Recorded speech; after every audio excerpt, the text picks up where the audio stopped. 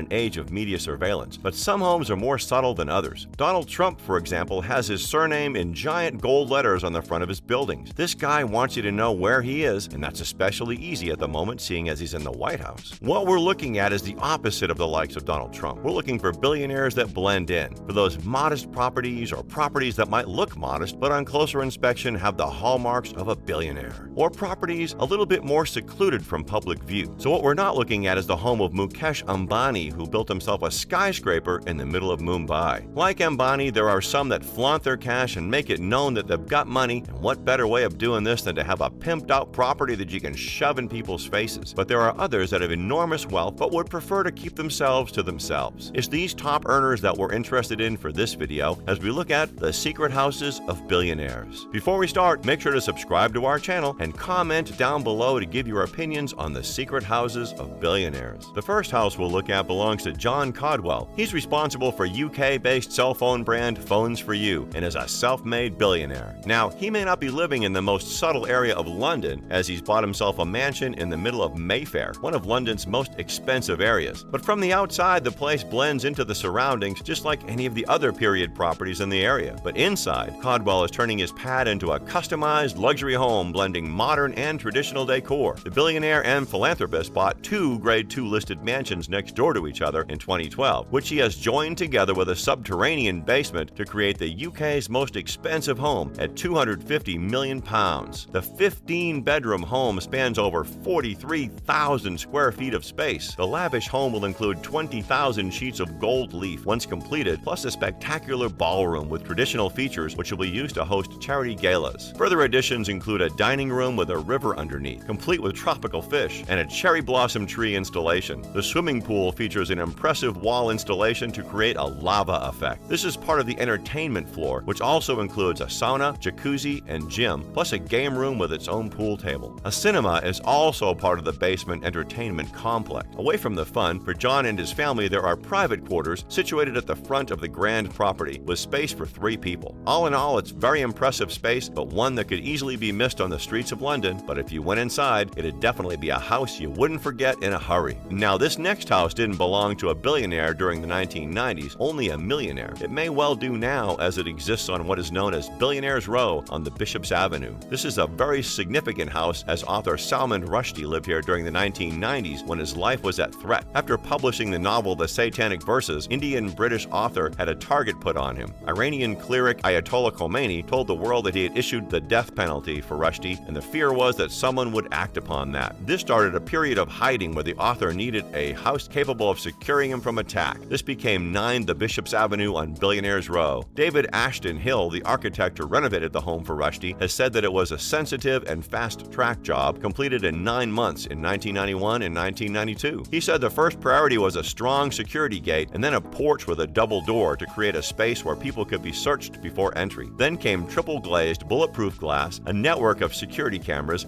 enhanced outer walls, and accommodation for 6 live-in police officers. In the center of the house is an octagonal reception hallway with doors and corridors leading off of it. One of the exits was to a safe room. The shape of the room was deliberate to increase the likelihood that attackers would fail to find the right door quickly enough to get through. Since Rushdie was forced to move out in the late 90s, number 9 has since had several additions, including a 2-room extension to its 2nd floor and the addition of a kidney-shaped swimming pool. So although not disclosed, it's quite likely that a billionaire lives there now. We're over halfway through our video now, so just a little reminder to like this video and subscribe to our channel for more top-quality videos on luxury. Graham Hart is a billionaire that most of you haven't heard of, but he's New Zealand's richest man. With a reputation of taking struggling companies and improving their efficiency, the businessman has amassed a net worth of $11 billion. As you can imagine, he has several properties, but one is secluded to the point it exists on an island. Not a private island, that would be particularly cool, but one that is well known for attracting New Zealand's wealthy. According to the editor of the local Waiheke Island community newspaper, there are so many wealthy people hidden away, says George Gardner. The general community don't know who they are. One of these people is Hart, who has a property, a large mansion nested in Waiheke Island's Church Bay, where a handful of other multi-million-dollar properties and their rich owners can be found. This property is reportedly one of several sections of land he owns in the area that together made up the Church Bay Farm. Hart purchased several sections of land in 2004 and 2005 to build a streamlined white beach house with a guest wing and a swimming pool. world. He has spent more than $26 million on the collection of neighboring land blocks to create his farm. Although the mansion has a modest bedroom count, no doubt Hart will be using his land to increase this in the future to create some kind of secluded super mansion. If you're a billionaire, then owning a country manor in the heart of England might be high on your list of spends. It was for Victoria's Secret owner Leslie Wexner. In 1997, he bought Foxcote House in the heart of Warwickshire, England for between £3 and £8 million,